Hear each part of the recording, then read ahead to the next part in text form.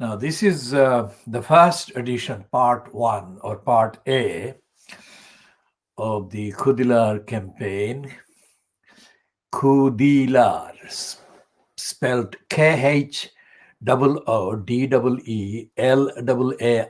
Khoodeelaar. It's a Siloti language word, and it has been activated by myself in the campaign to defend the community in the East End of London, which particular campaign called Khoodeelaar began in December 2003. And the first actual engagement with the UK central government policies, which we opposed successfully, began about the attack on the East End of London by the frontage used for railway transport line called Crossrail. But this was an agenda promoted by the big business in the City of London and the other conglomerates. So we successfully defeated the government plan, which is something that must be noted as an achievement against central government policy, which is not usually achieved by ordinary people. And we are ordinary people in that we don't hold any office in any government department or any elected kind of assembly or council. We mobilize the campaign against the council, against central government department and agencies, and against the UK Parliament. All of this was done from the East End of London, and nothing like this has been done ever from the East End of London. And we shall come to this year's centenary, which we are organizing to observe, centenary of the Poplar councillors. This is the first day of January 2021, and this is the year we are going to mark by observing the centenary, the 100 years since the small number of councillors on the then Poplar Borough Council started to defend the ordinary poor people in Poplar against the central government policies at that time, which was the central government of the Conservatives. Now, it is absolutely the opposite role played by the Poplar councillors in 1921 to the role being played now by the councillors that constitute the current Borough Council called Tower Hamlets. Tower Hamlets Borough Council was formed in 1965, in April 1965, by merging the Poplar Council, the Bethnal Green Council, and the Stepney Council. They were all smaller councils in terms of the numbers of councillors in them as compared to the current London Borough of Tower Hamlets Council, which came into being as part of the kind of merging right across London of various smaller boroughs into bigger local boroughs. And it all came into effect in April 1965. And the Khoodeelaar campaign, Khoodeelaar is a Siloti language word, which is the anglicized name is Sylheti. It's part of Assam in India and Bangladesh. So Siloti is actually a region which is situated both in India, today's India, and Bangladesh.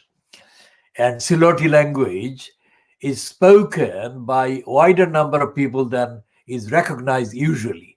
The anglicized spelling of Silot is Sylhet. So anyone wanting to look up the Siloti language and origin can trace it by the internet following the spelling: S for sugar, Y for yellow, L for Lima, H for Harry, E for England, T for Tommy. So Sylhet, but the original phonetic sound-based spelling, and the sound is Siloti, and it goes back centuries. The Siloti language goes back centuries, and in fact, the current language, Siloti language, and its kind of vocabulary, the kinds of words that are currently in use, have been in use for the last, say, 700 years.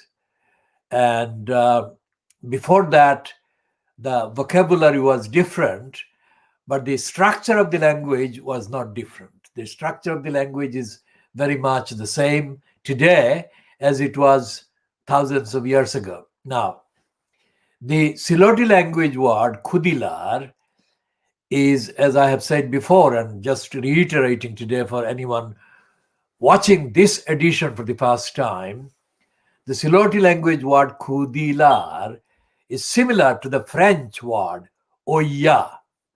It's a cry to the ordinary people by the town crier, and it's an alert, it's a warning.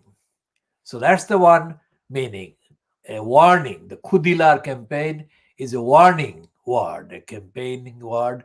Khoodeelaar means, literally, it means that the enemy party or person is digging the place in our territory, in our area. And that was a reference to the digging of a hole, very big hole, very deep hole, that was plotted by the promoters of the Crossrail Tunnel. Now, the Crossrail Tunnel was proposed to be dug right in the middle of the Brick Lane area, not in Brick Lane literally, but between the Princelet Street and the Hanbury Street, at a spot, let's say, between Brick Lane, Princelet Street, and Hanbury Street, and to the east, let's say, the main road or main street is Greatorex Street. So there was a big hole, the depth of which was going to be like as high. Just imagine the Tower Bridge. So if you imagine Tower Bridge, and if you go as far as it can go down below the river, it was a very deep hole. And the hole was going to be used to extract dirt and rubbish from the entirety of the tunnel that Crossrail was going to be needed, or going to need to be dug right across the route, the alignment, say from Paddington down to Mile End or Stratford or Pebble Mills. So there was a lot of dirt and rubbish that was going to be extracted through that hole into the road, into the streets in Brick Lane. And that was going to mean that all these streets and sub-streets, if you like, or alleys in Brick Lane area were going to be shut or made unusable by the local people. And the other thing was that a lot of buildings were going to be kind of put at risk of subsiding or kind of collapsing. And there was no knowing, there was no counting the numbers of people who were going to be inconvenienced. Thousands of people were going to be inconvenienced. The Brick Lane was going to be made defunct. That is to say, it is going to be made completely redundant and shut down for all businesses and movements and whatever. So we, the Khoodeelaar campaign, myself and K. Jordan, who took up the position, K. Jordan following my action program in December 2003, this decision was made very quickly. I was told by K. Jordan in December 2003 about the plan, but not as much detail as we came to learn later on. She got the information from other parties and sources. And essentially, she gave me the summary that the proposed hole in Brick Lane was going to be dug generally in the kind of spot and at the spot that I have described. And we didn't have a long discussion about it. We didn't have to, because I instantly realized the implication for the whole community. So I said to K. Jordan that depending on the role of the then Tower Hamlets Council kind of regime, we shall have to focus our demands on the role of the Tower Hamlets Council rather than on the role of the UK central government or the kind of company that the central government had set up at that time called the Crossrail Company, generally speaking. And so we agreed as we walked to Liverpool Street, where K. Jordan caught a bus home, and I was walking with her while talking about the whole idea of whatever they were plotting. And we decided that the campaign would be initially mounted by focusing the initial demand on the role of the council, saying to the council, Tower Hamlets Council, the local council, that they must oppose the Crossrail plot, which we called immediately. And so the campaign began. Now, this is 2021, which is 3 calendar years after the scheduled completion of the Crossrail construction work. And the Crossrail line was supposed to be operational in 2018.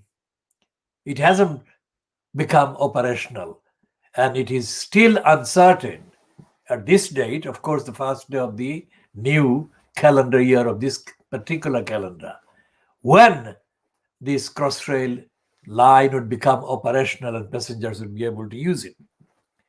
Now, all of that is subsidiary, secondary to the actual focus of our campaign, which is called defending the community in the East End of London.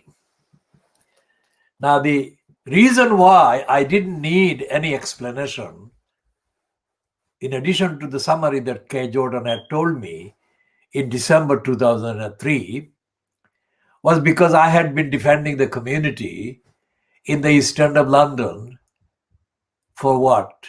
At that date, for more than 30 years already. And the defense entails, as it does today, calendar year, first day of the calendar year 2021, the defense of the various basic rights of the society, the community, and the individuals collectively.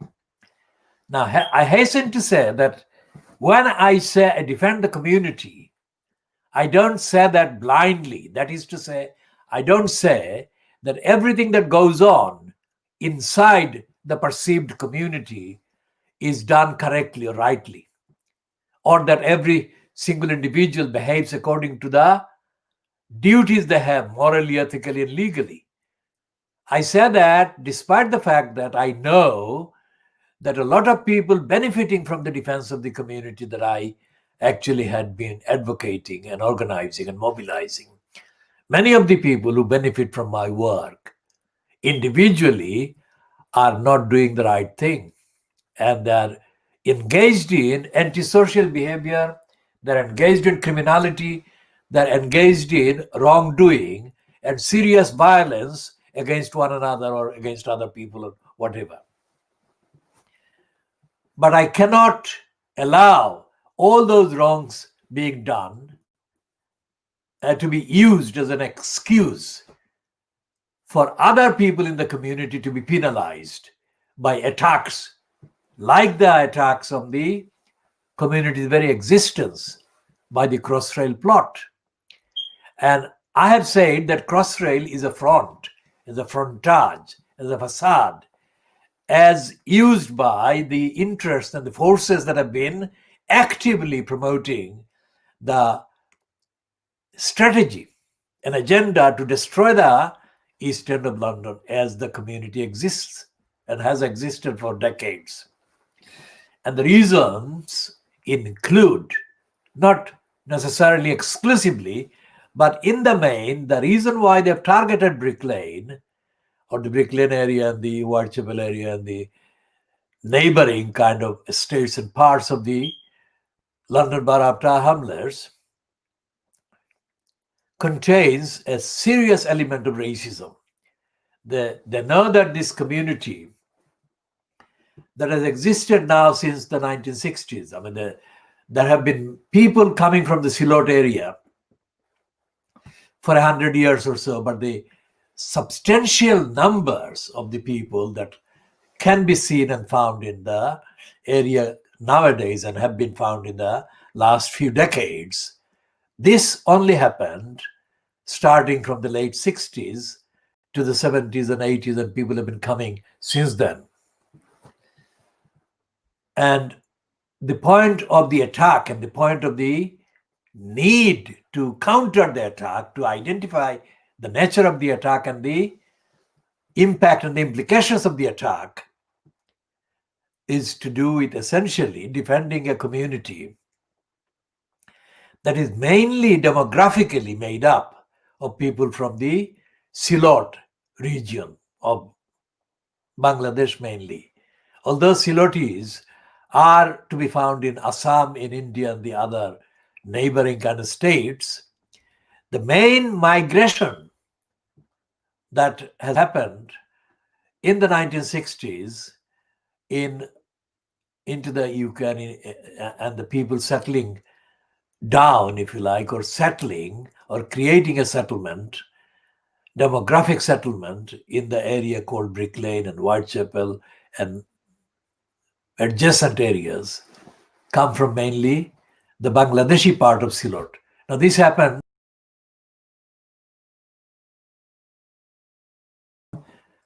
a state called Pakistan now. Now it's separate from Pakistan since 1971. But the essential identities of the people, cultural backgrounds and everything, that relate to mainly what is now Bangladesh, the Bangladeshi part of Silot. Now we shall talk about the identity of Silot and its culture and its language and history and the impact and the implications of events in 1947, events in 1971, and so on, in due course at another time or another time on other occasions. Currently, the idea of the defense of the community not only defends and benefits the people who are literally Siloti speakers, but it also benefits other people of other languages, other backgrounds, and of other kind of antecedents and other heritages that are basically resident and living in the London Borough of Tower Hamlets, which is also the main home of the what used to be called the East End, the Cockney area.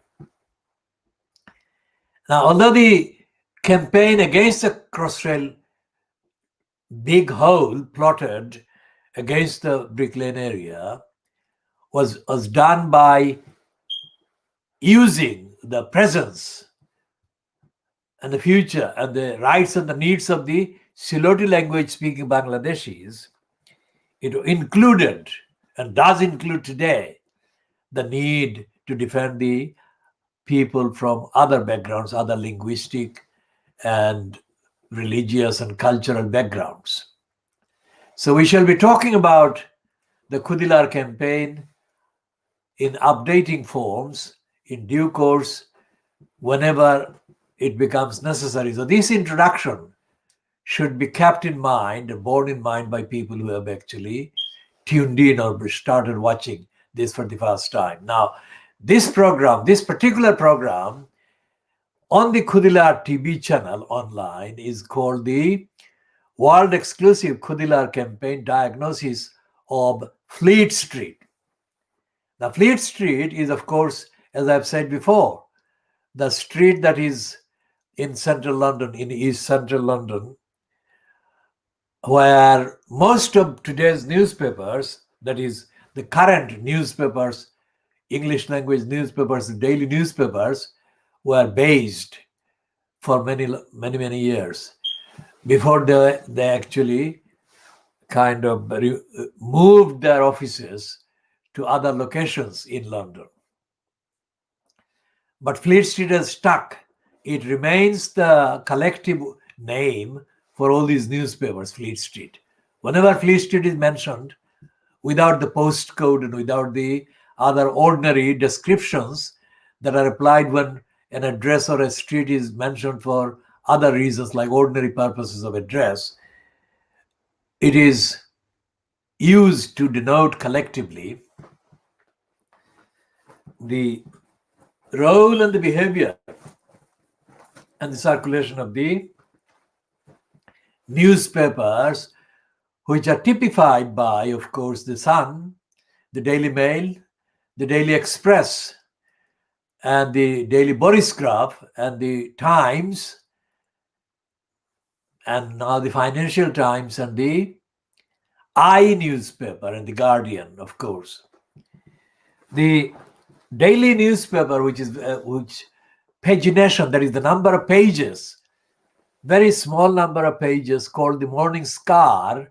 We call it Scar instead of the Star because it tells lies.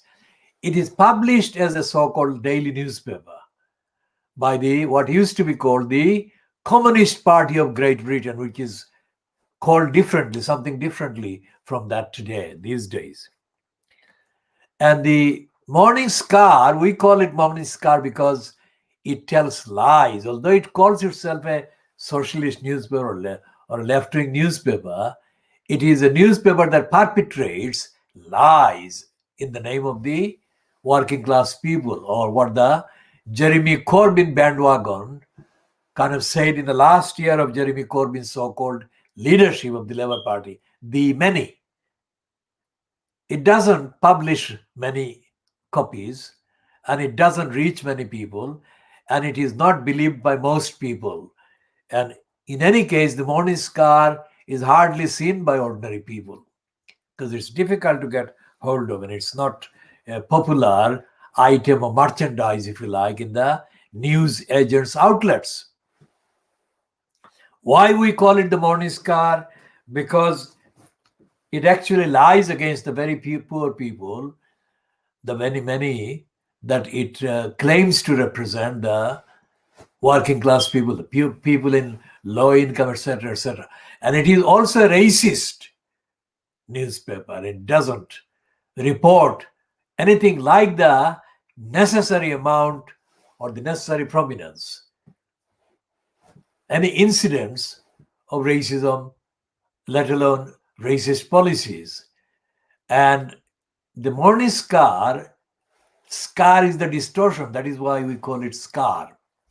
The Morning Scar gave platforms to the likes of Ken Lying Still Livingston, who was the two-term mayor at the expense of London between 2000 and 2008. And it gave platforms to George Galloway. Now, Galloway was given a sanctuary, political sanctuary, by the electors of Bethnal Green and Bow in Tower Hamlets at the 2005 general election, the May 2005 general election, after Galloway was ousted from the Labour Party by the then leader, Tony Blair. And Galloway was not going to find a place, a constituency, safe enough for him to get elected from anywhere in Scotland where he comes from, because he had already been ousted from the Labour Party, and there is no way that a contention against an existing Labour Party kind of incumbent MP would have been feasible. He would not have won it. We shall come to discuss Galloway a bit more in this particular context for the evidential reference reasons, an updating kind of updating that is warranted now because of the issues that we are going to discuss in this particular analytical diagnostic part. George Galloway was ousted by Tony Blair over a slightly kind of over exaggerated excuse that Galloway had said something unpatriotic, that is invoking or inviting or inciting in a statement somebody from another country or another interest to attack British soldiers. Now that's of course a very short summary. The reason why Blair wanted George Galloway out of the Labour Party, in other words, to decommission the political career of George Galloway as a member of the Labour Party in Britain, was the same reason why the Labour Party's whip, that is to say the party's organizational relationship with Jeremy Corbyn, has been suspended currently. And that is because Corbyn and Galloway are seen as part of the same problem that the Labour Party leadership sees. And that problem is to do with the slightest amount of sympathy for the Palestinian people. Now, let me say this, that I know both lying Livingstone and Corbyn. I know them more closely in terms of the kind of contacts with me in the past than I could detail here, because it is quite a long story. Both of them have been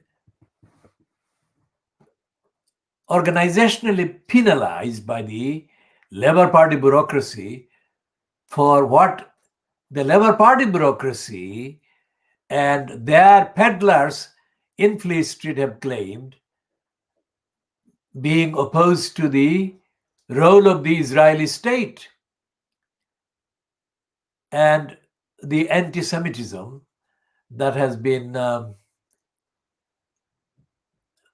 pronounced almost on a daily basis in the British media, anti-Semitism that has been ascribed, that is attached to Jeremy Corbyn. All of that has been to do with the fact that Corbyn has made any criticism of the state of Israel. Now, I have no kind of time for Corbyn as a leader of the Labour Party, because in my view, Corbyn was never intellectually fit to be called leader of the opposition in the British Parliament. And he's not intellectually fit now, after leaving the post of leader and being replaced by Keir Starmer, who is very much a supporter of the state of Israel. Now, both of those have been given platforms by the Communist Morning Star. And both of them have claimed some kind of relationship with the Morning Star. Ken Lying Still Livingstone, and Jeremy Corbyn. The Lying Still Livingstone I created as a qualifier middle name for Ken Lying Still Livingstone before he was ousted by Boris Johnson at the 2008 so-called London mayoral election. And I gave Ken Lying Still Livingstone the Lying Still kind of tag because of his lying and because of his ongoing lying. So to me, neither of them should be credited with supporting the people of Palestine. Both of them are deficient. So whoever created the excuse or the pretext of calling those two anti-Semites is really making up another lie, which is to create a racist mythology showing that two white racists are liberators for the Palestinian people, which they are not, never have been.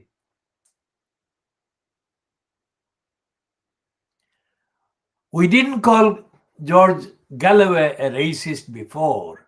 We have called him various things based on the evidence, but we haven't called him a racist in the way that we are able to call now on the basis of evidence. And the evidence is that George Galloway has not only worshipped the racist liar Nigel Farage, but has also met the racist fascist anti-Muslim Steve Bannon. And that is very much at odds with Galloway's claims that he somehow supports the Palestinian people. There is no record of George Galloway giving up anything by any real support to the movement for the rights of the Palestinian people. It is all a myth. The only thing that we can determine from Galloway's claims that he supports the people of Palestine in the context of the entirety of the policies and practices of the UK Parliament and the UK government, successive governments, and of the UK government and the Labour Party leadership, is this, that Galloway has stood out as the only one in the Labour Party, among the Labour Party MPs, who has been labelled as the champion for the Palestinians' rights in a way that Corbyn hasn't been, or Ken Livingstone hasn't been, or anybody else. And the benefit is that he has received a lot of donations, a lot of money that has come his way. And the donors have not been identified in full. In fact, most of the donations have been kept out of the public eye. So we don't know the exact details of the money that George Galloway has received in his career as a British politician claiming to champion the rights of the Palestinians. But all we know is that the supply of money, the donation of money, has never stopped. As I said, it's impossible to say how much money he has received, but it is possible to say that Galloway has never stopped receiving money. And that receipt of money, or the donation of money, or the giving of money to him by whoever has been giving him the money, has had a very close link with the fact that Galloway still claims to be a champion of the rights of the Palestinian people. Just as the people of South Africa during the apartheid did not get Nelson Mandela freed because of the bogus anti-apartheid movement in Britain. So the Palestinian people are not getting liberated, or they're being protected or protected from bombing and other attacks by the State of Israel because of the operation of the British so-called Friends of Palestine, or of the behavior of George Galloway, or of Jeremy Corbyn, or of Ken Livingstone. Because in every actual year, say for the last 50 years,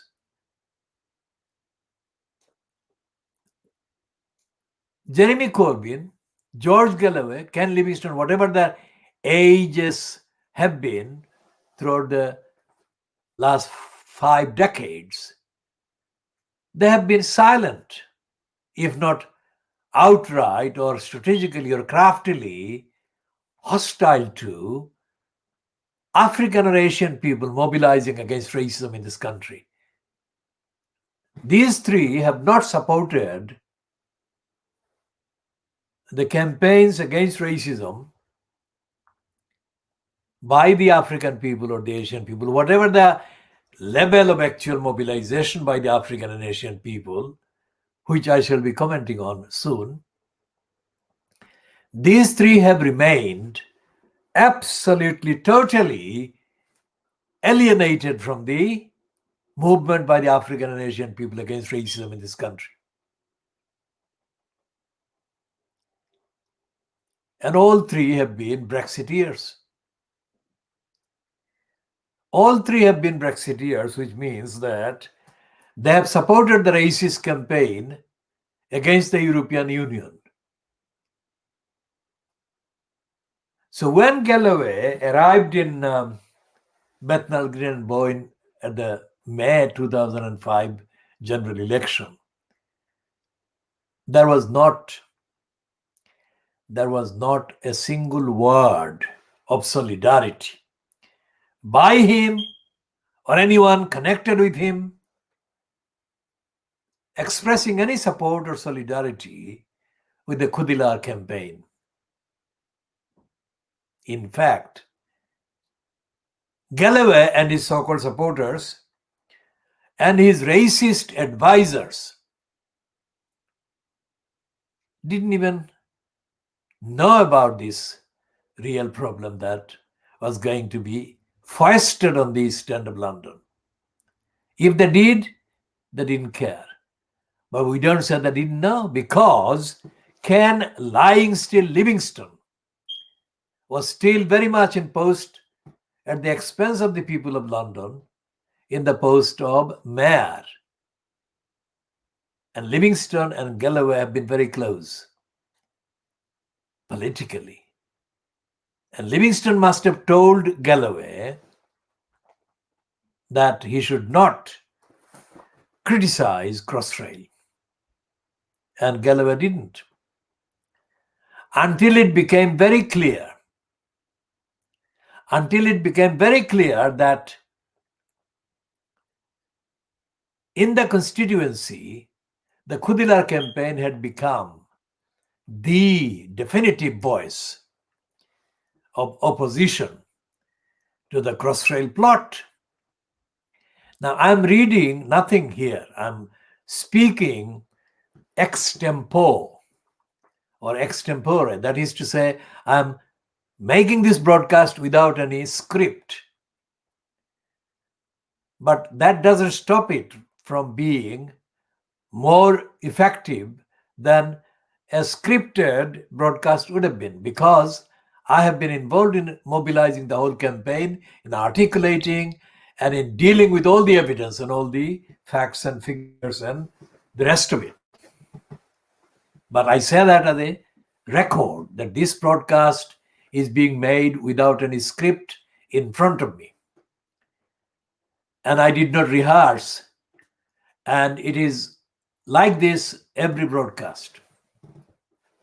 When there is something to show, I show it, which is self-evident as the sourcing of the particular part of the broadcast. But essentially, it's an unscripted broadcast, which is unlike any other comparable broadcast. And when I say comparable, I refer to the fact that we are calling it the world exclusive diagnosis of Fleet Street.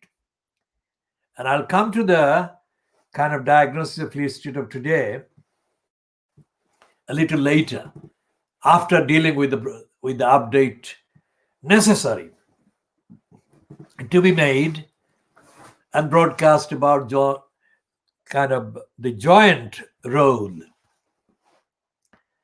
played in racism and racist obstruction and racist denial by these three champions of the Palestinian people. So we tell the criminal, racist liars who have invented the image of Jeremy Corbyn as the leading anti-Semite, that they are wrong, not because they have no right to call out any person who is discriminatory and hostile or biased to the Jewish people. But the evidence does not support the claim that Corbyn is remotely bothered about or even competent in the knowledge about the Palestinian people. So therefore, he cannot be accused of opposing the Jewish people or the Palestinian kind of opponents of Palestinians on behalf of the Palestinian people at all. How do I know that? Read up the speeches of Jeremy Corbyn over the last 5 years. And if you don't believe it, read the speeches that he has given in the last 30 years about anything to do with Palestine. And Corbyn is incompetent, intellectually incompetent about the Palestinians. Now, anyone who doubts this needs to hear this. His so-called mentor, the late Tony Benn, was himself a racist and a racist fabricator. Tony Benn did not have respect for African and Asian people that any genuine opponent of racism would show respect to the people of African and Asian origin, whatever the level of organization against racism. Tony Benn never in his entire career as a fake socialist mentioned one single African or Asian person as being his inspiration. I'll come to Nelson Mandela and M.K. Gandhi. He did refer to those two, but I'll come to that later. I traveled across England extensively to report politically in the 70s. And my travel included various sports that Tony Benn kind of appeared at. And Tony Benn was completely, utterly a racist in denial of the world outside of Little England. And Tony Benn was against the European Union just as the racist Enoch Powell was.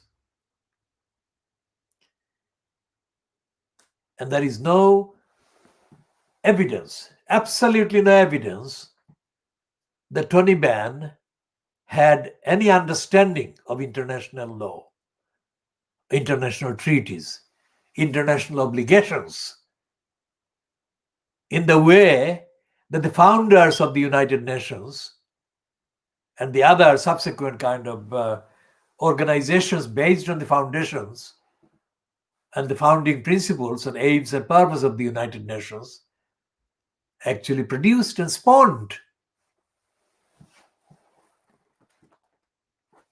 So today's celebration in the Fleet Street papers,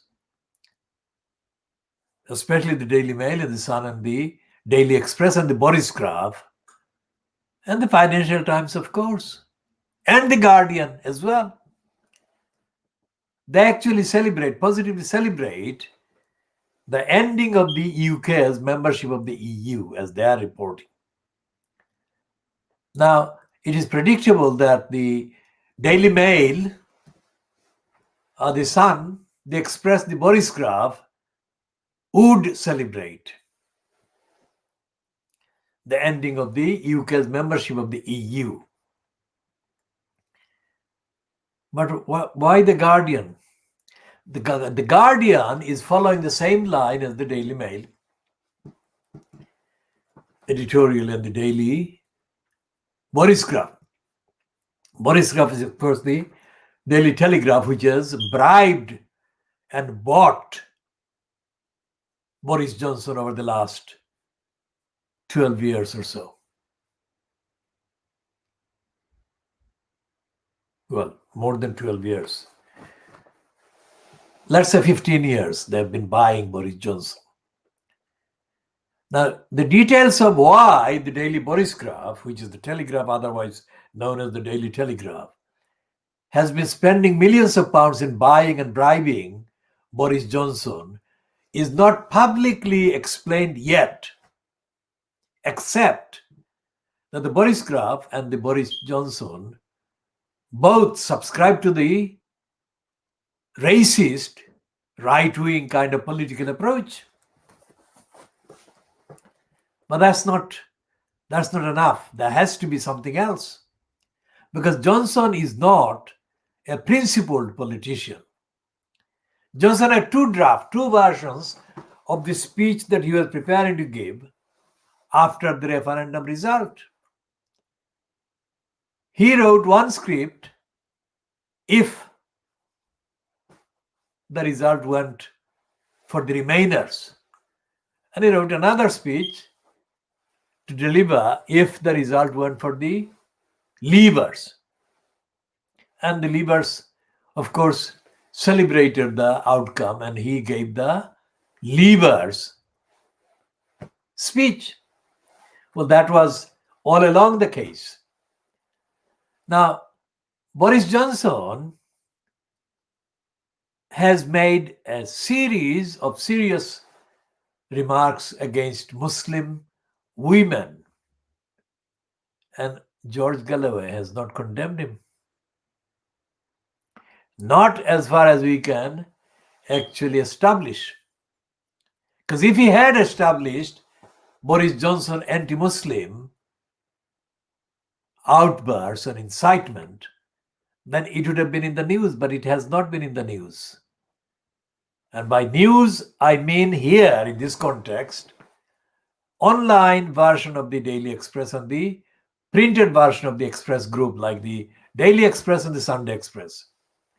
Because the Daily Express and the Sunday Express and their online versions have been hyperactive in giving George Galloway maximum credit. Whenever Galloway has spewed anything against anyone, especially against people who oppose Brexit, against people who want independence for Scotland, and George Galloway has not been reported by the Daily Express as doing anything at all in even showing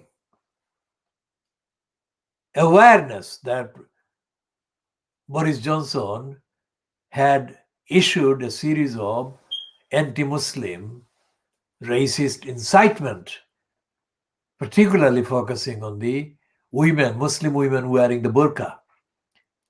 And as he said, or as he wrote, when they did that, they resembled like bank robbers. Now that was, of course, it sounds like ages ago, but that was before the 2019, 12th of December 2019 general election. And of course, it was before the pandemic, which officially arrived sometime in February 2020 in the UK. And when the pandemic broke out, it was not just the Muslim women. It was the entire population that was forced to wear a kind of burqa, the mask. So the entire British population became bank robbers.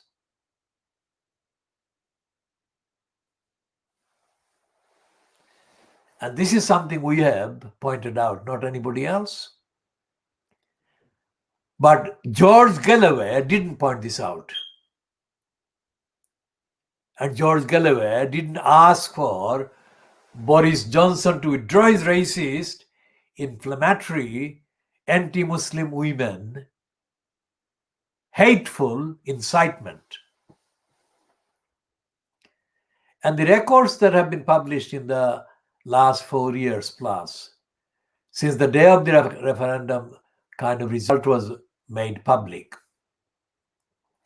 the records show increasing numbers of violent attacks against people who are seen by their attackers as being Muslim, either by appearance or by dress or whatever. And especially there have been literally hundreds of cases of Muslim women, because of the burqa and the hijab and other headdresses, being physically attacked by both men and women in this country.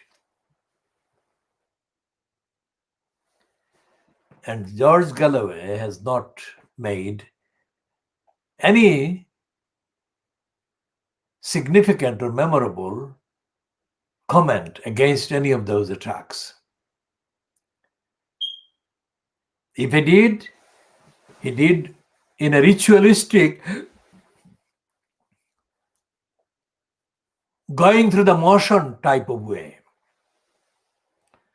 not in the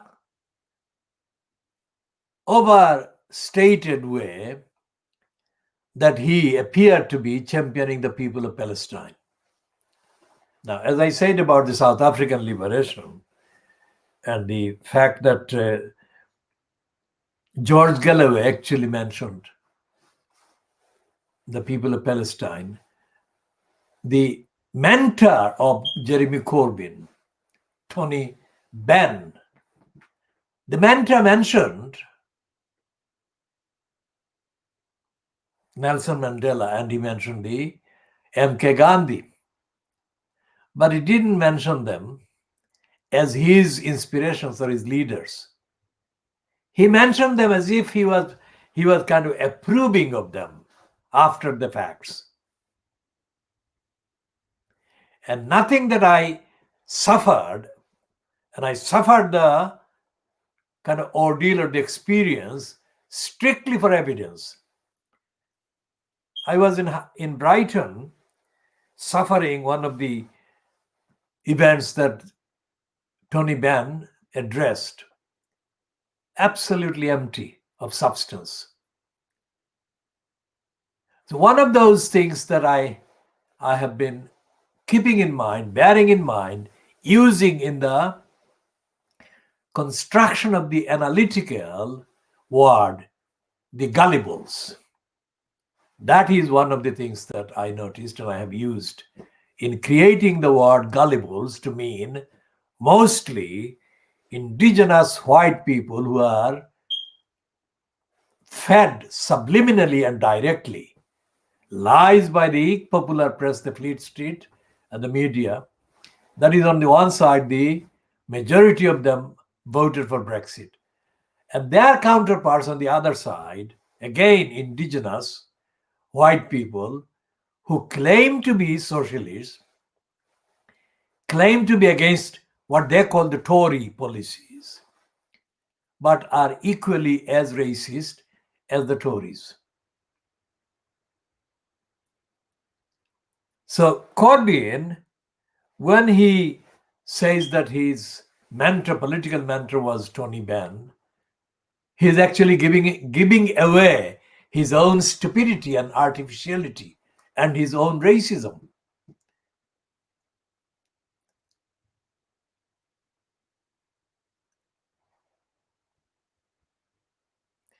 In the Bethnal Green venue, where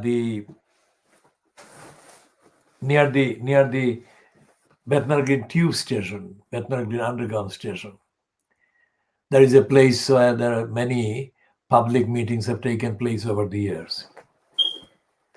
And Corbyn was a speaker at more than one that I, again, for purpose of evidence, I observed. And Corbyn was literally wrong about the various descriptions of the people of Palestine when he mentioned the people of Palestine. He was literally wrong. He was literally wrong about the rest of the Middle East and the rest of the world and the rest of Africa and Asia. I mean, during his campaign, initially, during these initial battles to get the leadership of the Labour Party, at one stage he was in the High Court over one of a series of challenges that he had to kind of mount against the then leadership of the bureaucracy of the Labour Party. Outside the High Court in the Strand, I completely, without knowing the two people, just knowing that they were there to hear the outcome, I was generally talking, not necessarily addressing those two, about Corbyn being an exploiter and a manipulator of the people resident in his constituency. And I said something that Kay Jordan had told me based on her knowledge of Islington. Kay Jordan had said that Corbyn kind of goes out of his way, or was used to going out of his way to show platitudes, utter platitudes in the name of the people of Ireland. Because that way he could get more votes from the community that included the Irish people. I was not making a remark about the Irish people. I was making a remark about Corbyn and his dishonesty. But one of these two men, white men, confronted me by accusing me of being a racist. Think about this. How could I be racist? I was saying something that Corbyn did in his constituency by following the fake solidarity with various parts of the constituency's electorates on the ground that he could get their support at the polling booth. How was I being racist? And it was not a comment about the Irish people's intelligence, was it? Yet one of these two men accused me of being racist because he said that what I had said meant that I was saying that the Irish people were too stupid to notice Corbyn's craftiness. That was not what I was saying at all. What I said applied to the people of the Muslim background as well in Islington, and of the Hindu or Sikh or whatever other faiths. The point was that Corbyn was being dishonest and he was pretending to sympathize with people solely to get votes, which is what he has been doing. And why am I saying he has been doing that? Because since he got in as an MP in the early part of the 1980s, probably the 1983 election, Corbyn has not. That is a long time, 1983 to 2001 calendar years. Corbyn has not shown any recognition in a sustained way for the opposition to racism being mobilized or expressed or articulated or organized by people of African or Asian origin. I say African and Asian origin generously, because in the African origin background people and in the Asian origin background people, there isn't anyone who is doing what I am giving them credit notionally for doing. I'm the one who has been crying out loud for the organization of such an opposition. So I'm being extremely generous to those people who are covered by this general description. And I shall come to discussing those in due course, not necessarily in this part or in this evening's broadcast, but I will do that in due course. But going back to Corbyn and George Galloway and Ken Livingstone, all three of them have been MPs. Although Livingstone and George Galloway are no longer in the House of Parliament, Corbynism.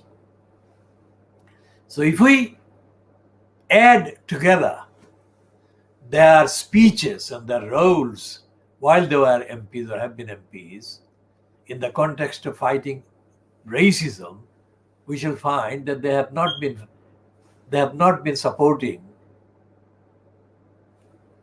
even a theoretical, even a notional movement against racism that is being led by or mobilized by or organized by anyone from the African and Asian people community. And that anyone includes me. In fact, that anyone is me. And what does it mean?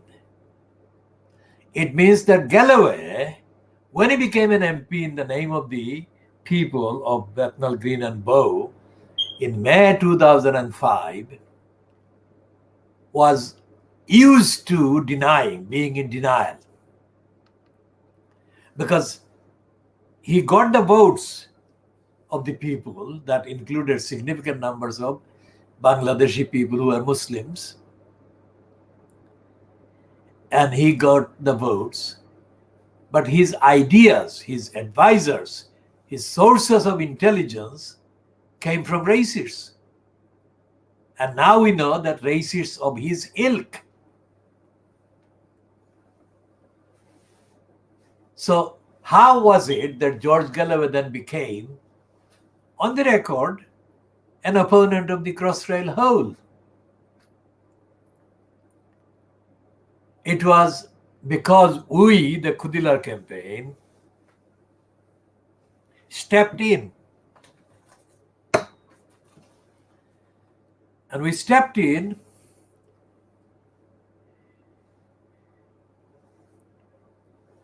January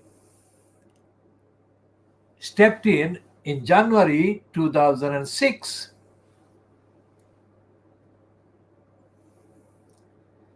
To salvage George Galloway's sinking career. In fact, if we hadn't, the Khoodeelaar campaign,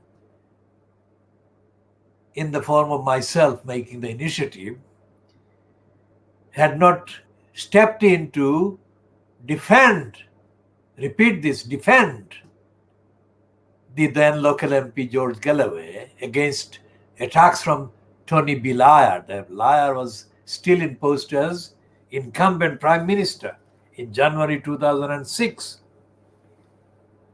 If I had not stood up for George Galloway, then George Galloway would definitely face a call for re-election.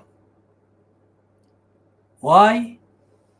Because Galloway had become the recipient of a lot of money from the corrupt television production company behind the Channel 4 program called the Big Brother House. When he got that money, which included him doing anything that the contract demanded he did, he complied with the terms and the conditions of the scandalous, outrageous contract. And he pretended to be a cat drinking pretend milk from very near the lap of Rula Lenska, appearing on the same Big Brother house. When this became the latest display of George Galloway's absolute idiocy and stupidity, the Labour Party leadership, personified by Tony Blair, was on the seventh heaven with pleasure and delight. And their local agents in Tower Hamlets in January 2006 were in absolute state of delight, demanding all kinds of things, in order to get rid of George Galloway, and he was hated. He was embarrassing the constituency and the voters with his antics.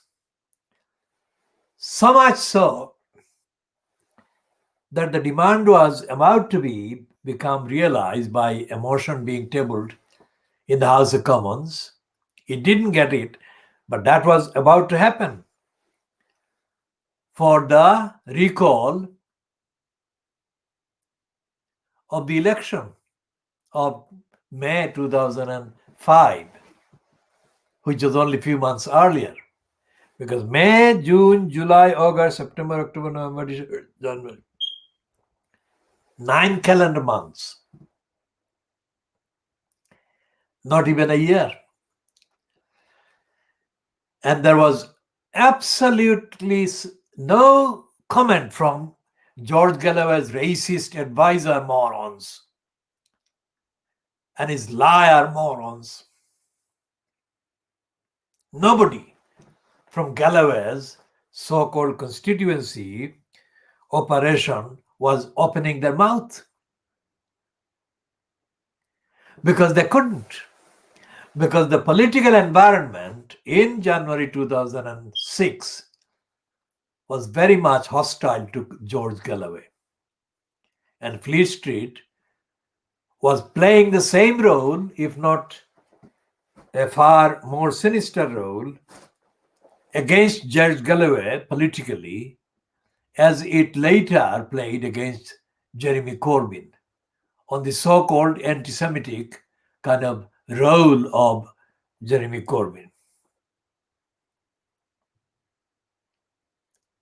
So when the atmosphere was so totally hostile to George Galloway, it was totally, absolutely certain that they would be moving whatever procedural steps needed to be taken.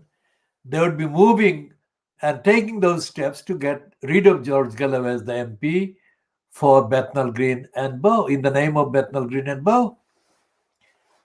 So the Khoodeelaar campaign saved him. And the Khoodeelaar campaign stopped George Galloway from being undone, if you like. And the reason why we did that was not an accident. The reason why we did that because we could. Because that is the level of political, high-octane political foresight and insight and initiative that we have shown. It wasn't an accident because everything else we did as the Khoodeelaar campaign met the same criteria, high criteria and uniqueness. As we said, 100 years ago in 1921, the popular councillors, who included a later Labour Party leader called George Lansbury, took a historic step to defend their poor, poverty-stricken ratepayers in Poplar.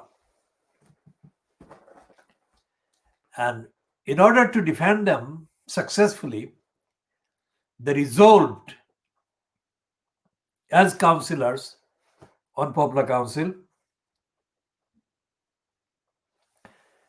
to risk being jailed for defying the then Conservative government's policy. And they did that. They went to the court and they were jailed. They went to the court and they were jailed. They didn't come home until after serving the relevant time in the jail. That was absolutely original action by elected councillors in defense of their electors. Nothing like that ever happened in all of England in its history. Nothing like that. Other things have happened, turmoil and strife and all the other things and battles. But a group of elected councillors going to jail, defending their electors over rates because the electors were poor and in low income. That kind of thing never happened. So we, the campaign, and I personally have always been paying respect to the councillors. This is not a common thing that we do about politicians. But on that occasion, these councillors stood up for the rights of the poorest. And in principle, they stood up and they represented, in the strictest sense of the term, representation. So we pay due credit at the beginning of this new year, the year that marks their 100th anniversary, and we say that that is a kind of, if you like, criteria, the standard of measurement of the role and the performance and the relevance of elected councillors today. And we shall be marking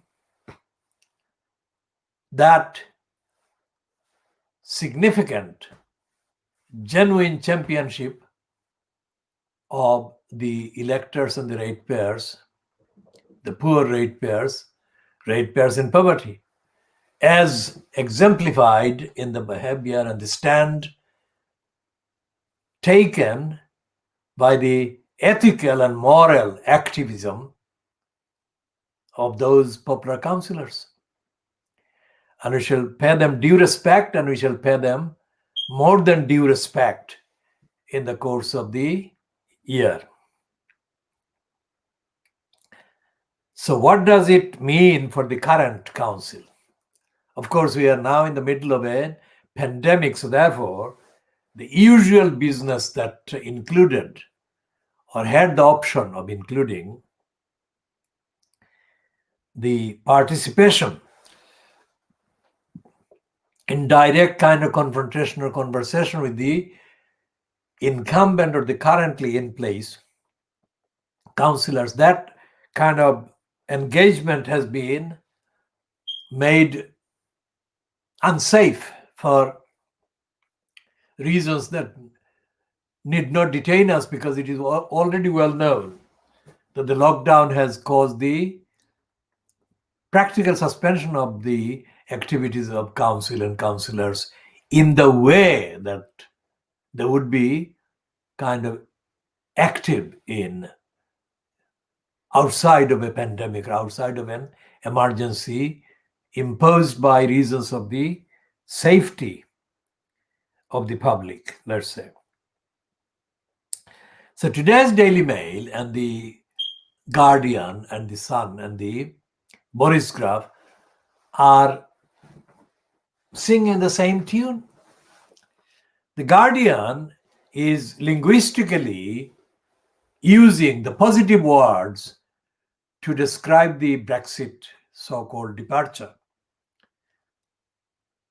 But in the copy that the Guardian is running under the positive headline, which would please the liar Boris Johnson, they've got more facts to condemn Boris Johnson and the Brexiteers than the headline suggests. And one of the lines that the Guardian is running includes references to people in Brussels, the bureaucratic headquarters of the European Union. And there, a number of people are saying things against Boris Johnson and against the Brexiteering leaders that we, the Khoodeelaar campaign, have been saying for the last 6 calendar years. Since the moron, David Cameron, incumbent as Prime Minister at the time, made the series of announcements about the referendum. And our line has been totally unique, exclusive throughout its analysis, constitutional, evidential, moral, and ethical diagnosis, not only of the contents and the role of the Fleet Street newspapers, but also of the politicians, of the political parties, and generally of Parliament.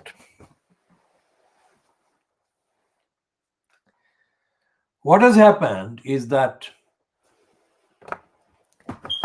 the main line that the Guardian is copying from the ultra right-wing reactionary racist anti-EU Brexiteering morons edited and morons written Daily Mail and the Daily Express and the Sun and the Boris Graph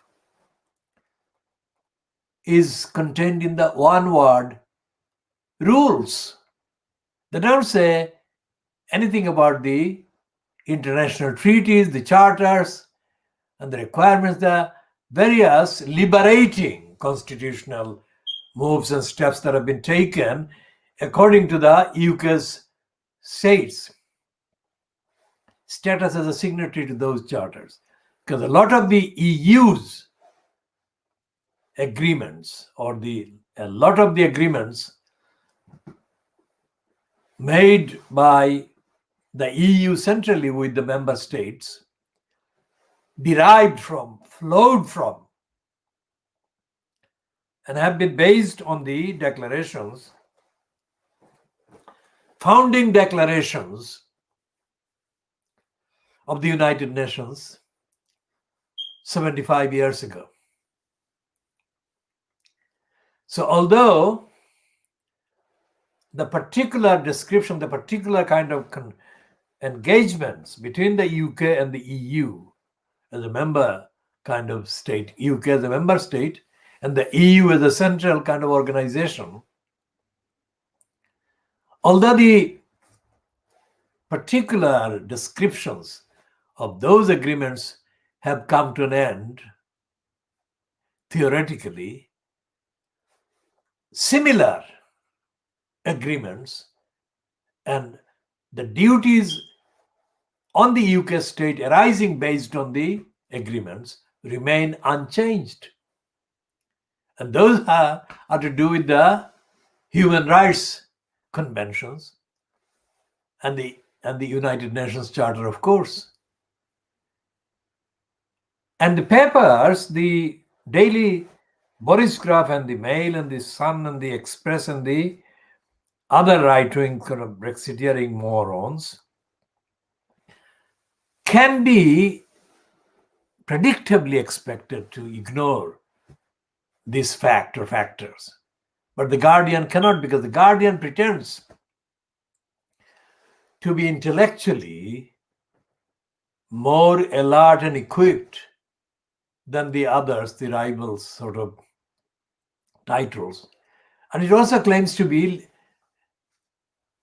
not fanatically, zealously Brexiteering, little English, little Englanderish, nationalist outlet or outfit. But it conceals the truth. Because the Guardian, which is praised by people in India, people in Pakistan, people in Bangladesh, people in many so-called African and Asian countries, because they say that the Guardian is a liberal newspaper. Now, anyone who examines the contents of the role of the Guardian objectively, intelligently, transparently, contextually, will look in vain for the evidence to substantiate such a tag, such a conclusion. The Guardian is not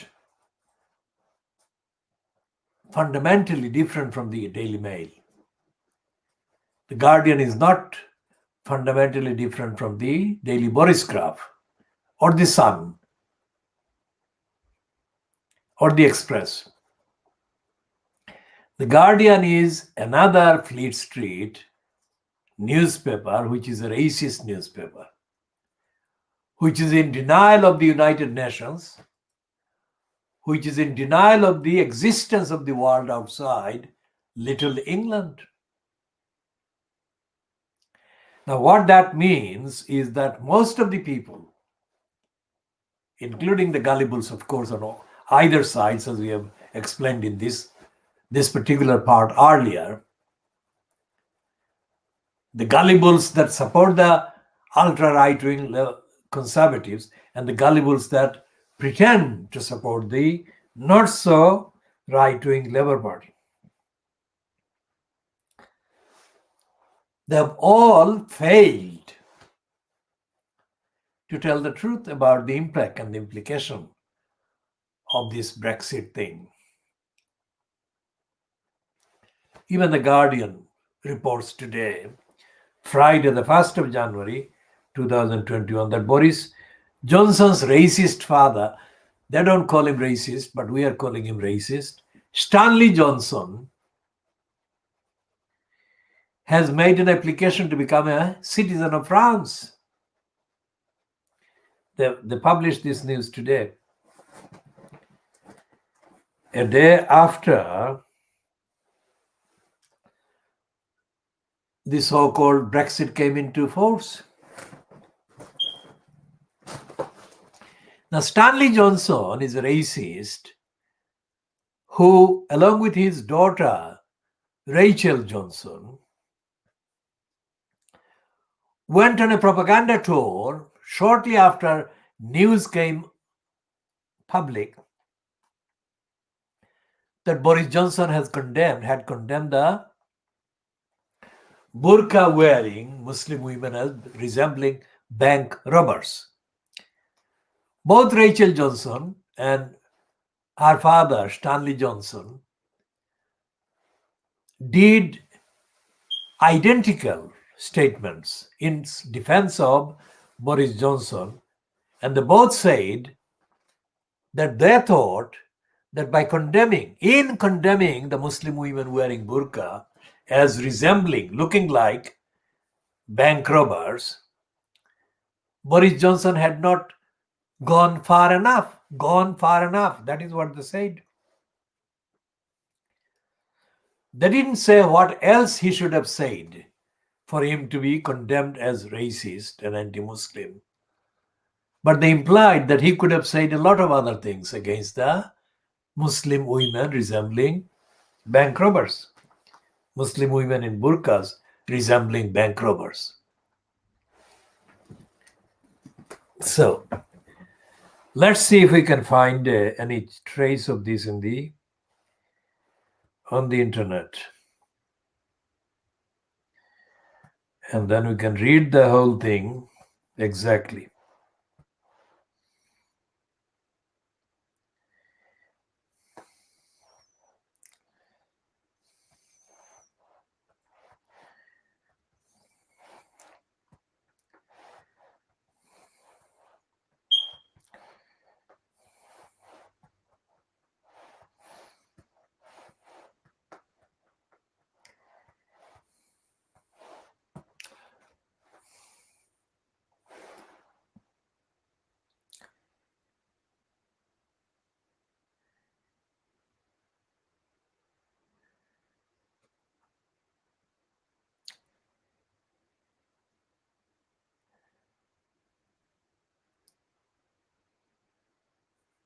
All right. So here is a first result of the first random search. And these are the headlines. Boris Johnson's burqa comments led to surge in anti-Muslim attacks. And it is dated, this is dated the 1st of September 2019. Boris Johnson's comments on women wearing the veil led to a surge in anti-Muslim attacks and incidents of abuse. That is according to The Guardian, which is reporting on a monitoring group called Tell Mama. We shall talk about Tell Mama later. And then another one in The Guardian as well, 20th of December 2018, says that the Conservative Party's internal kind of disciplinary so-called hearing cleared Johnson over that same comment. And then this in the iNews dated the 2nd of September 2019 is doing the same thing as The Guardian on the 1st of September 2019 had said. Boris Johnson's burqa comments led to surge in anti-Muslim attacks. And this other one on the Independent website, dated the 2nd of September, same date, 2019, said, Islamophobic incidents rose 375% after Boris Johnson's comments against the Muslim women wearing burqa. Now, Islamophobic is itself a racist, anti-Muslim word, but in context, I'm just saying that the mean anti-Muslim when they say Islamophobic. But this only illustrates the gross ignorance on the part of the Independent and the rest of Lee Street that keeps using, even to this day, 1st of January 2021, this term Islamophobic when it means anti-Muslim. And this one is again, it's a year before the previous one, which is letterbox insults against Muslim women spike in wake of Boris Johnson's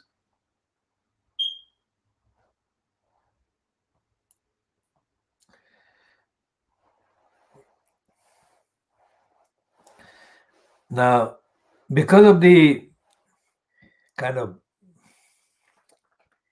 cookies barrier, we can't access the page without going through a lot of kind of options. So we are leaving that out. But essentially,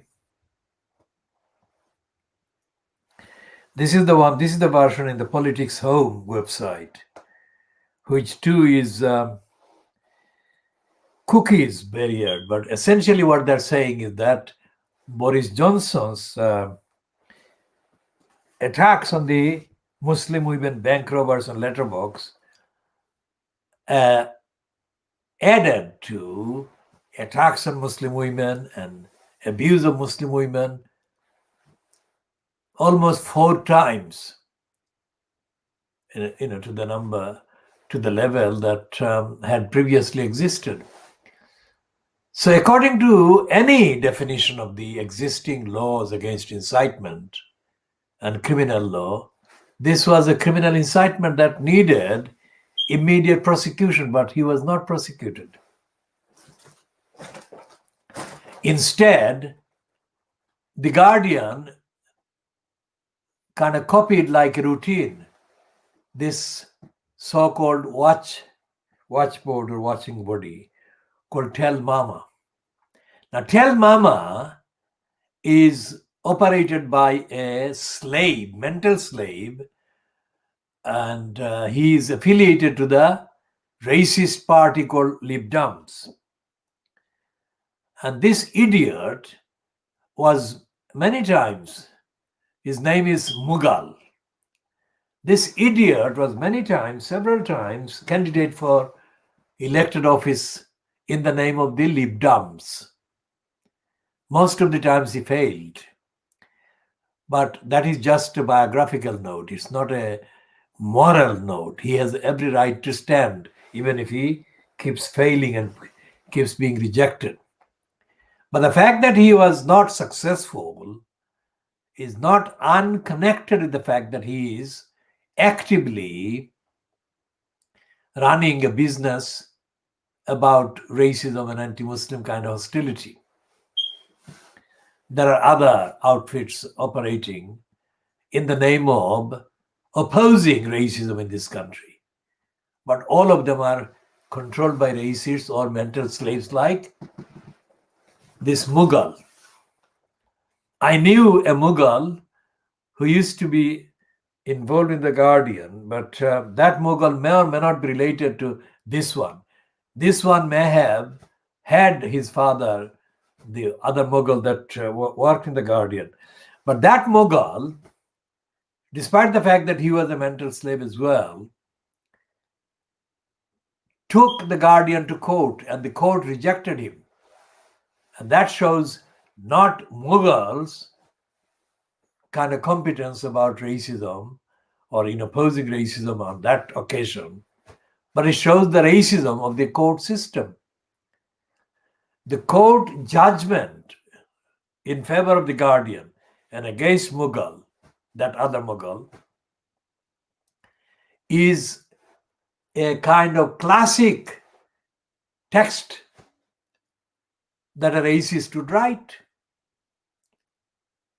Just like any other racist sitting as a judge in the court system in this country, which still has got a lot of space within the court bureaucracies for what is called the common law, which means that many of these opinions, prejudices, and hostilities expressed by the judges or the ones that sit as judges cannot be tested by citing any actual statute or act of parliament. So they make up these racist, lying members of the judiciary, make up the reasoning as they go along. So, just to illustrate that point, 99% of racists who attack Asian people or black people, African people, are cleared by court system, whether it's by the juries sitting in the courts, in the crown courts, or by magistrate court, where the magistrates make the decision. And there is nothing in the record of George Galloway, Ken Still Livingston, or Jeremy Corbyn while they were MPs or members of parliament in the name of the Labour Party. There is no evidence, there is no record, there is no reference by any of them to the fact that the court system, the court bureaucracies were racist and they needed to be changed. There is nothing that can be kind of checked by looking at the entries in the list of the what is called EDMs or the early day motions. In the UK or the British House of Commons, there is a process whereby motions can be tabled by individual MPs under what is called the early day motion. That is the initial stage of moving a motion by a member of parliament, regardless of whether they belong to a particular political party or not. It's a kind of free from party discipline initiative that they can make. And because of that, it reflects the extent to which, or the fact of which, the behavior of the individual MPs relates to any matter of principle. For example, the people of Palestine. For example, Crossrail, whole attack on the East End of London. And so if you look at the list of the EDMs or the early day motions as moved by various members of parliament over the last 40 years, you can check which MPs have or has advocated whatever in principle. Although the EDMs may be tabled, it is not guarantee that the motion would be even tabled in the House of Commons, let alone debated, let alone passed. but it gives an indication as to what length or what extent an MP would go or prepared to go public in advocating for a particular measure. So it was open to George Galloway, Ken Still Livingstone, and Jeremy Corbyn, while each of them has been MP or had been an MP, to move any motion they constitutionally could move about any subject. There is nothing by any of them against racism. There is nothing by any of them against the constituency.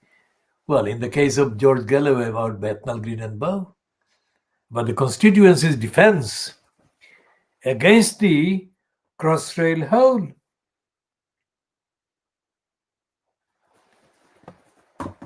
So what happened back in our kind of territory of Crossrail hole, when we intervened to save George Galloway, we did that by, first of all, factually condemning the role of the leadership of the Tony Blair cabal of the Labour Party. So when we spoke in public in the Hanbury Street at a rally on the 17th of January 2006. And immediately, as I started speaking loudly on a loudhailer, one of the then local fans of George Galloway rushed to the rally and started to agree with what I was saying. And the only reason why this person, a Bangladeshi, was doing that was because they could then see that anyone from the constituency was speaking in a tone, in terms that were absolutely new and very much needed to protect Galloway from imminent disaster. They didn't do that. This particular Bangladeshi person did not come and join the anti-Crossrail hole Khoodeelaar campaign rally on the 17th of January 2006, because this particular individual had any interest in defending the community, although their own business would have been among the first to face disaster if the Crossrail hole plan went ahead. As events have shown in the later years, this individual was one of the petty-minded, ignorant individuals that we saved from massive disaster. But this individual neither had the brains, nor the ethics, nor the morality to recognize any of it, but they did grab hold of the benefits that were coming by both hands, because we produced the benefit and produced the platform and carried on with the campaign for 6-7 years until the official decision was made by the UK government to ditch the plot, the whole plot, and they gave up.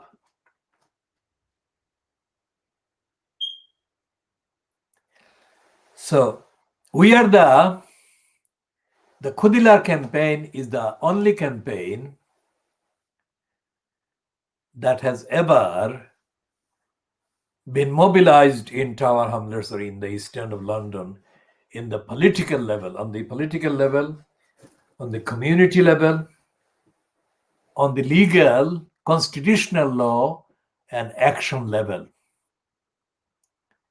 Not even the popular councillors were successful in defeating the central government policy.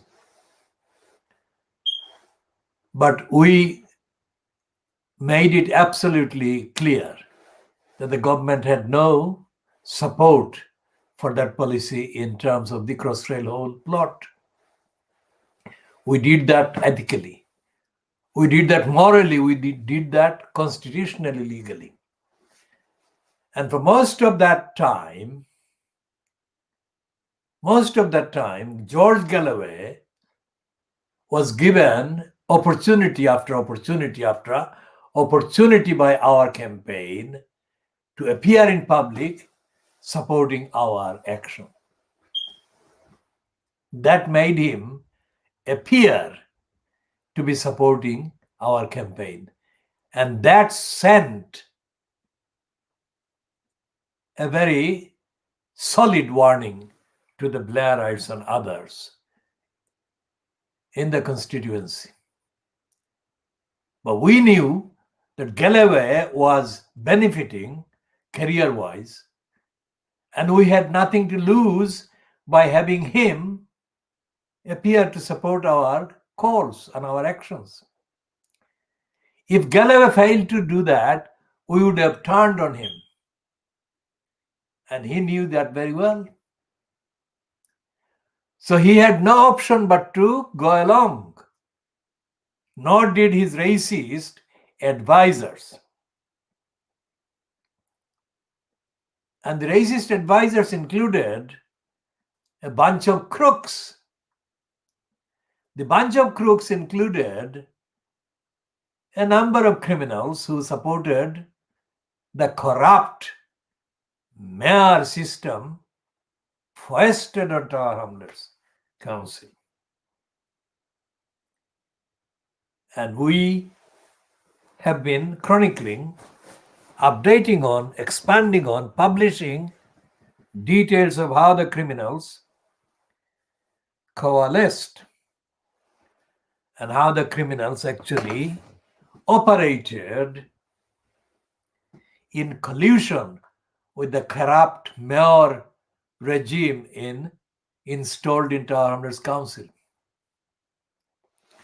All of those criminals and racists have been exposed as being incompetent, liars, and totally detached from the needs and the rights of the community in Tower Hamlets and in the rest of London or rest of England in principle. So this Khoodeelaar campaign broadcast is brought to you in English, although in the ordinary sense we would be speaking in Siloti. But this is being done in English in order to avoid the need for translations, because our commentary, our broadcast, our updates, and our diagnoses are addressed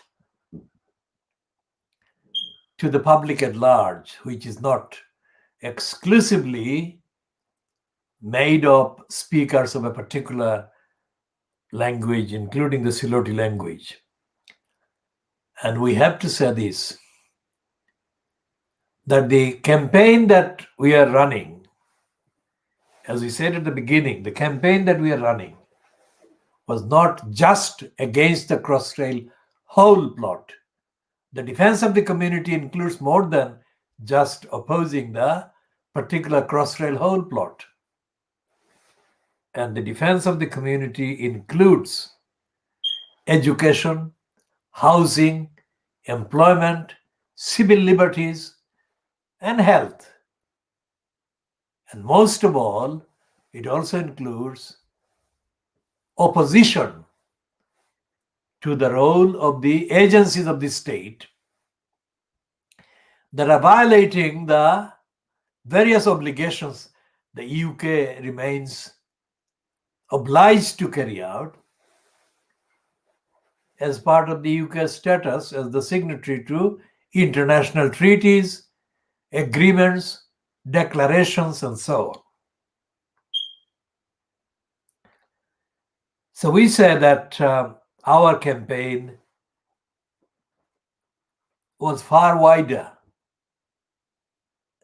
in 2006, and it is even wider now in 2021. And it is wider in comparison to any other campaign going on or had ever been carried out or mobilized in any part of London or England in this way, because we are constitutional, we are ethical, we are moral, and we don't support the abuse of public funds and resources. We have not sought any public funds or resources from any quarters anytime. We have been financing the campaigns with our own resources. Wherever we found the resources legitimately, we have been responsible for raising the funds and resources. And this goes back a long time before the 2003, December 2003 kind of revelation to us by K. Jordan that there was going to be a crossrail whole plot against the East End of London, against Brick Lane community.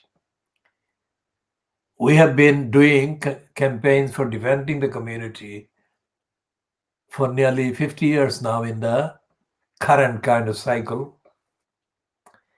And we began the campaign to defend the community in the East End of London in June 1963. And in the period June 1963, that is 13th of June 1963, up to now, the calendar year, 1st of January calendar year 2021, we have not sought to raise any funds by making any application, by doing any project for funding from either the local council or from the GLC or from anybody else in public sector. And we have not received, and we most certainly have not sought to receive any funds from private sector businesses or sponsors. So the ethical, the moral, the physical, and the financial work has been our own. That is why when we say that this is a unique, world exclusive action, we mean it literally, ethically, morally, financially, and we have been vindicated. For example, when the in the run-up to the so-called referendum of June 2016 was going on, we alone said, the Khoodeelaar campaign alone said that Brexit was actually against the legal framework that had emerged as a result of the UK's membership of the European Union or European Community, whatever. And that the incentive, the incitement against the EU that was being propelled and that was being mouthed and uttered by the likes of Nigel Nasty Farage, that was motivated by a racist intolerance of institutions that had emerged that intervened and altered at least the direction of the racist domestic legal regime that existed previously in Britain. And that the biggest loss or the biggest series of losses from Brexit would be in the field of law, in the field of humanitarian law, international law, ethics, morality, transparency, and accountability law, and anti-racist laws.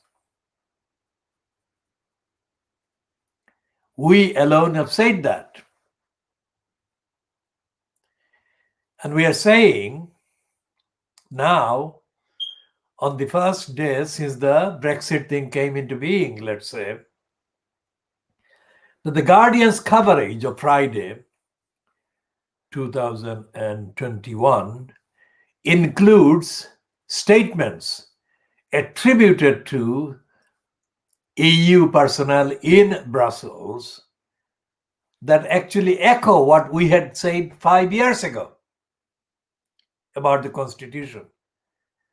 And that is the seriousness and this kind of impeccable nature of our accuracy in predicting things so clearly, accurately, so far ahead of events.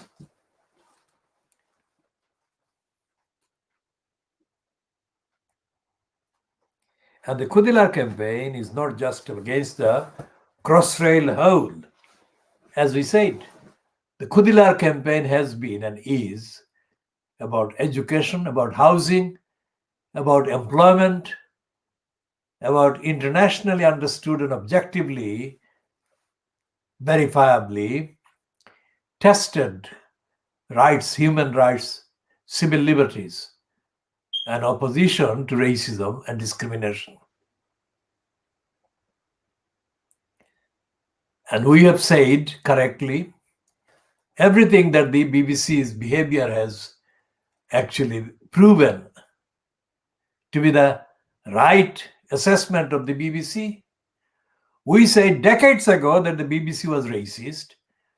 When I say we, it's the movement defending the community in the East End of London, of which Khoodeelaar is an active platform out of hundreds of projects, initiatives, and campaigns that we have been creating and mobilizing and activating and promoting and advocating for decades. The popular councillors didn't have in any way as long as we have been campaigning for. So therefore their remit and the length of time that they were campaigning over were much smaller, much shorter, and much narrower in terms of all kinds of definitions. And yet we are celebrating them. We are going to mark their achievement because in principle, they shared or they did the same kind of things that we advocate should be done by elected persons who get the elected posts and positions with the votes of the electorate, whom they then neglect and they kind of ignore and they kind of overlook and they kind of disrespect. The popular councillors did not do that. They respected their electors and they went to the jail in defending their respecting the electors. We are not made up of elected personnel. So our range and our remits are far wider than a particular given council structure. And our range and remit include the role of the entire UK Parliament, the entire UK governmental departments, the judiciary, the judicial bureaucracy, and the media, of course, the Fleet Street and others, and the BBC, the Sky News, ITV organization, Channel 4, and LBC Radio, to mention some of the more widely known outfits.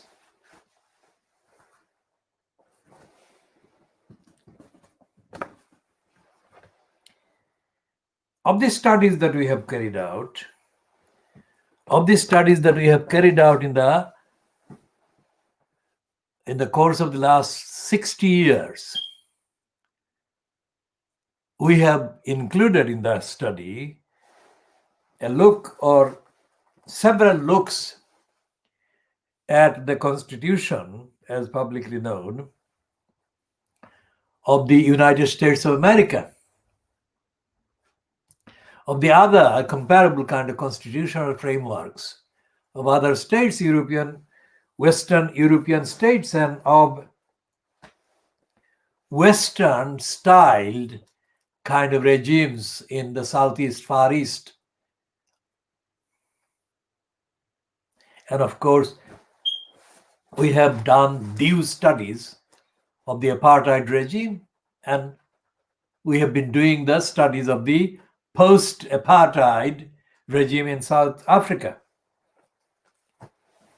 One of the direct participants in our movement, exclusive participant, was Colin Winter. Now remember, I'm reading no script. I'm just giving a speech based on my particular knowledge of the situation concerned. Now, Colin Winter was a brief resident of East London before he sadly passed away. And he was known as the Bishop of Namibia. And at a meeting held at the, I think, University of London, some kind of room in the University of London, Colin Winter spoke, and I went to hear him speak. A person that was very close to me at the time and was standing next to me pinched me on the arm, one of the arms, and said, "He is going to go for you." I didn't understand what she meant by that. But immediately after finishing his speech, Colin Winter physically ran towards me.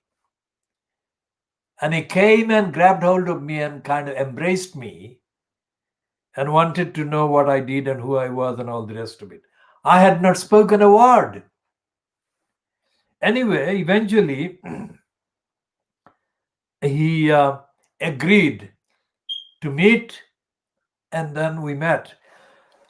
We didn't meet one-to-one. We met at a meeting. He came to an address. Not long before he suddenly, sadly passed away. He came, I think, in March or thereabouts in 1980 to address a meeting that I was running at the Brady Center. Now, Colin Winter spoke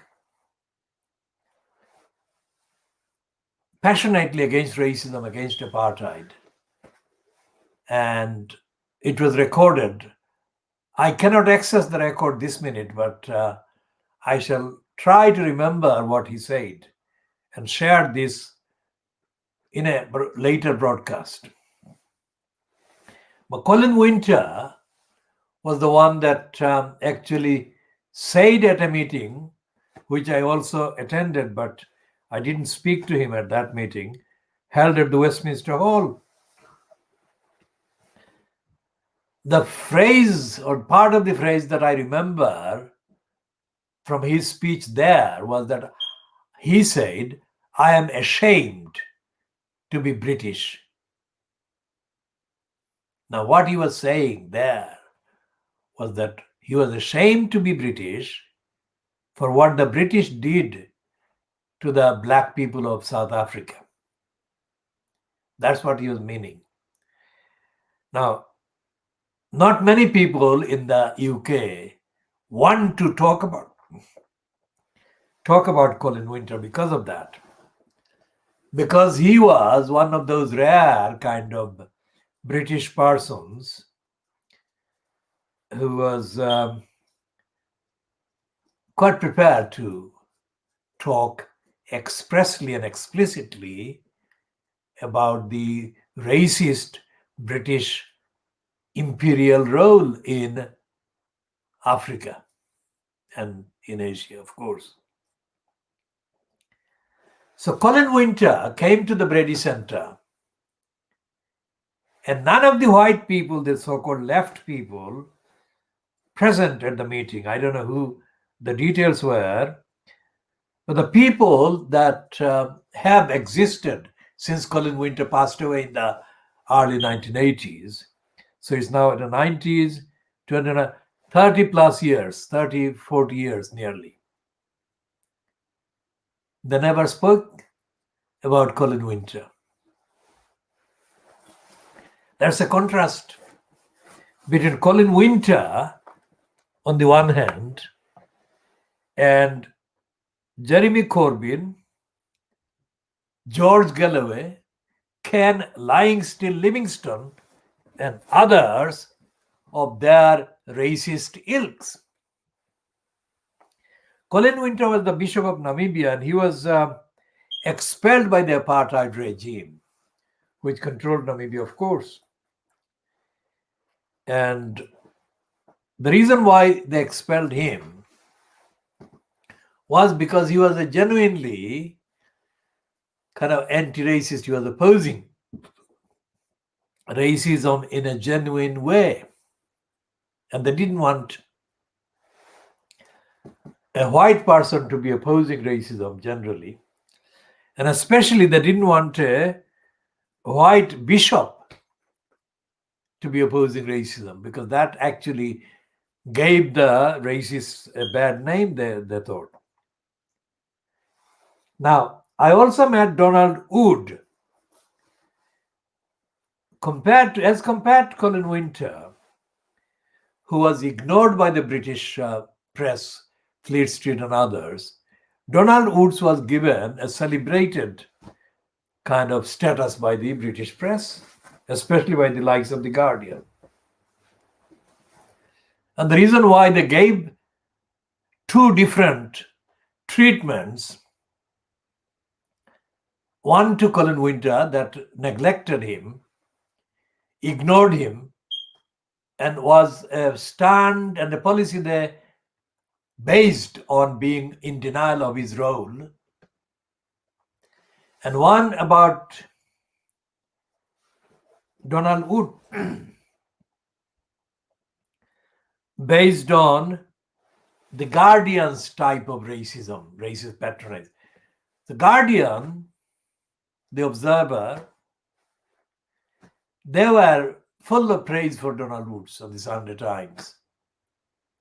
And the reason is that Woods was himself a racist. Woods made a kind of exploited his claimed acquaintance and proximity and closeness with Steve Biko. But Woods was not speaking at all about Steve Biko until after Biko was murdered by the apartheid regime.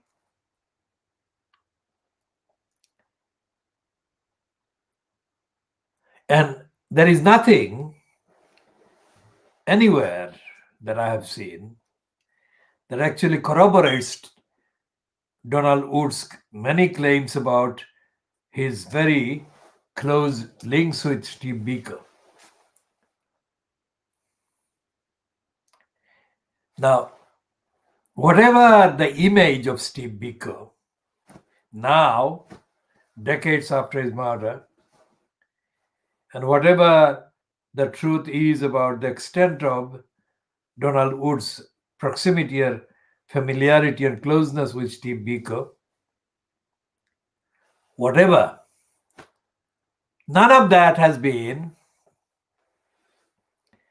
translated into action against corruption by the government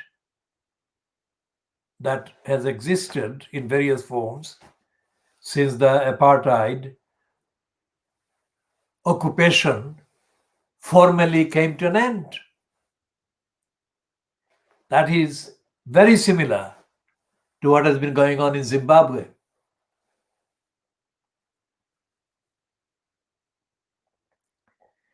And so we come back to Tower Hamlets and we say that the councillors who are in the current Tower Hamlets Council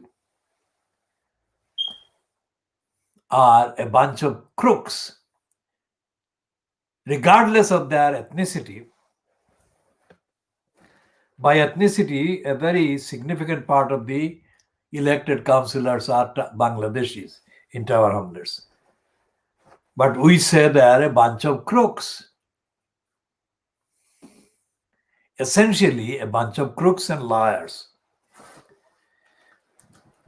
And the reason we say that is because none of the councillors in place now in Tower Hamlets, whoever they are, whatever their age is, has had any record of opposing racists and racism. None of them has had any record whatsoever of opposing big business agenda and big business purpose and big business manipulation. And none of them has been supportive of the rights of individuals in any part of the borough, let alone supportive of the people in poverty and destitution, unemployment, and crimes. And none of these councillors has been supporting anything, any measure to make the council bureaucracy accountable, to hold the council bureaucracy accountable to the community. And the details of how they have been lying will be made available in due course, and we shall start updating on that basis, updating on all of this with effect from the next program, either recorded later this evening or during the day on Saturday, the 2nd of January 2021. So this is coming to an end, this broadcast, this recording is coming to an end